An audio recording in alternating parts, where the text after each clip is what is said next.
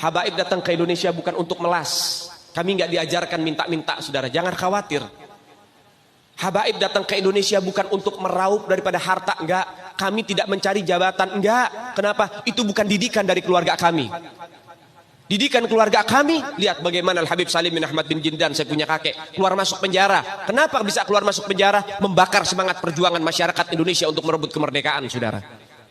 Al-Habib Ali bin Abdurrahman Al-Habsyi Kuitang, beliau yang memfatwakan ketika tanggal 17 Agustus Soekarno membacakan teks proklamasi mendeklarasi daripada kemerdekaan Indonesia. Beliau di hari Jumat itu, ba'da Jumat beliau fatwakan, sekarang saya fatwakan setiap tanggal 17 Agustus wajib pasang bendera merah putih di rumah-rumah kalian. Siapa yang nyuruh? Itu fatwa Habib Ali bin Abdurrahman Al-Habsyi Kuitang. Bendera merah putih, siapa yang memberikan instruksi kepada Bung Karno untuk membuat bendera merah putih sebagai bendera Indonesia? Itu adalah fatwa Al-Habib Idrus bin Salim Al-Jufri Palu Al-Khairat. Lambang negara Garuda, siapa yang buat? Al-Habib Asy-Syarif Hamid Al-Gadri dari Pontianak, keluarga baginda Nabi Muhammad. Lagu 17 Agustus, Pramuka, lagu syukur, siapa yang buat? Al-Habib Husain Al-Mutahhar dari Semarang, dzurriyyah baginda Nabi Muhammad.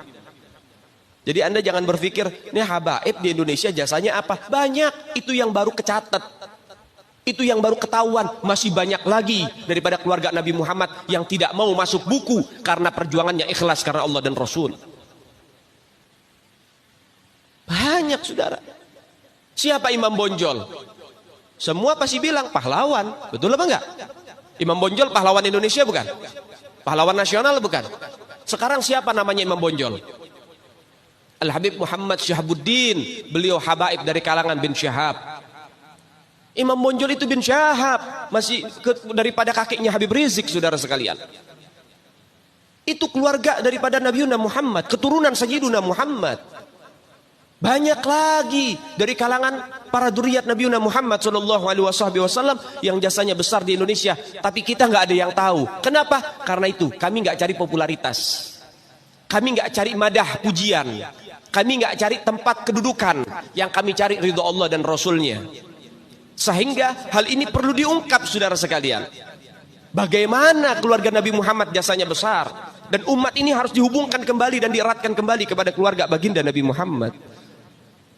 Ini akhir zaman, kita semua ngelihat kok bagaimana gencar-gencarnya di media sosial apa upaya untuk supaya memisahkan umat Islam dengan keluarga baginda Nabi Muhammad. Upaya keras supaya habaib dibenci ada di Indonesia. Mulai Habib dengan kiai diadu, Habib dengan ustadz diadu. Mulai ada hal-hal semacam itu. Apa? Dendam politik, saudara. Gak keluar dari situ. Karena dendamnya kepada Habib Rizik sehingga akhirnya demikian. Habib Rizik itu siapa? Keluarga Nabi Muhammad, keturunan Nabi Muhammad, cucunya Nabi Muhammad. Beliau bukan penjahat kok, bukan koruptor. Beliau nggak pernah bawa lari uang rakyat. Beliau nggak pernah ngerugiin negara. Beliau tidak pernah mencemarkan nama baik negara. Beliau itu bukan penjahat, saudara. Bukan penjahat. Apa masalahnya dia? Sehingga dicecar sedemikian rupa. Cuman masalah prokes doang 4 tahun, saudara. Berapa banyak di luar sana pejabat, aparat, bahkan rakyat yang melanggar prokes gak ada yang ditahan. Kenapa cuman Habib Rizik yang ditahan? Ini upaya untuk supaya umat Islam benci terhadap keluarga baginda Nabi Muhammad. Hati-hati, saudara sekalian. Nabi bilang, man mata ala bugdi ahlul bait mata yahudian atau nasranian. Siapa orang yang mati membawa benci kepada keluarga baginda Nabi Muhammad, dipastikan mati dalam keadaan Yahudi ataupun Nasrani, atau dalam bahasa daripada sederhananya mati dalam keadaan murtad. Sahabat tanya, wa in sama wa shalla ya Rasulullah, walaupun orang itu puasa, walaupun orang itu sholat, apa tetap hitung mati murtad? Apa kata Nabi? Wa in shamma wa shalla, walaupun orang itu puasa, walaupun orang itu sholat, kalau dia mati bawa benci kepada keluarga Nabi Muhammad, dipastikan mati dalam keadaan murtad.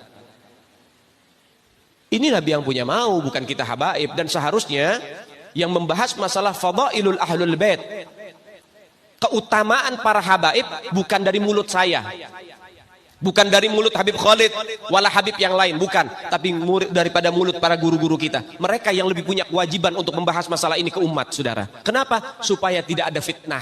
Kalau saya yang bicara begini, akan ada pertanyaan, itu maunya Habib, itu maunya dia, itu mah dalil buat-buatan dia. Terserah Anda.